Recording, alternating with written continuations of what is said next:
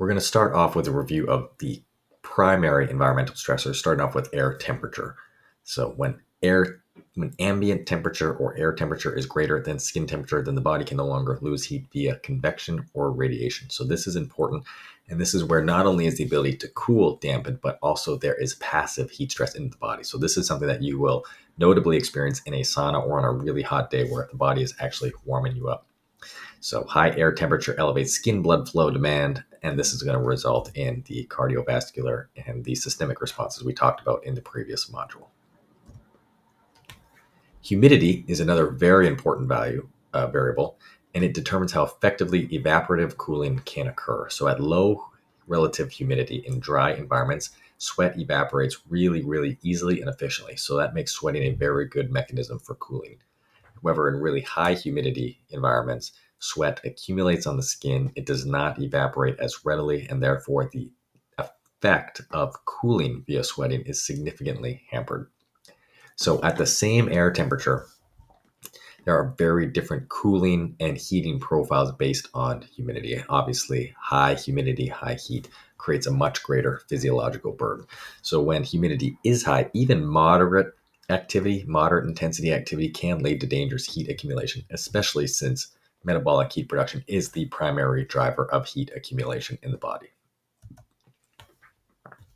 Solar radiation is a clear impact that everyone has experienced. So radiant heat from the sun, as well as artificial sources from stadium lighting. But then it's important to also keep in mind artificial turf, equipment, dark colored objects, clothing, other things that can absorb and radiate heat also are contributors to heat exposure that individuals will experience.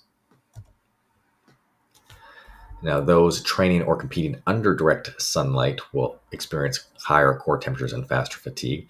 And this is pretty clear for athletes and practitioners that operate in summer sports, especially outdoor sports. And interestingly, there was a recent study that found a strong correlation between solar radiation, time of day, and the risk for motor cognitive impact. So they're looking at decision-making, fine motor activation, central fatigue, and pacing. So this is a chart that they came up with. And what you're going to see here in the top left is after 15 minutes of exposure, top right is 30 minutes of exposure, bottom left, C, 45 minutes, then D is 120 minutes. So in the x-axis for each of these, you have the time of the day. So you're around noon, mid-afternoon in the middle.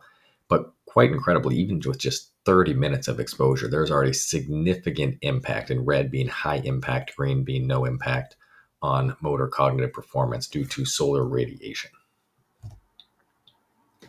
Finally, airflow and wind speed, and these are really important for the efficacy of convective and evaporative cooling. Greater airflow, greater wind speed, going back to Newton's laws of cooling, this is just going to help heat to transfer faster into the ambient environment. So having airflow, having wind will help. If you have still air environments, whether it's an indoor gym, enclosed areas, or just low wind day, then you're going to have a more difficult time dissipating that heat off of the body.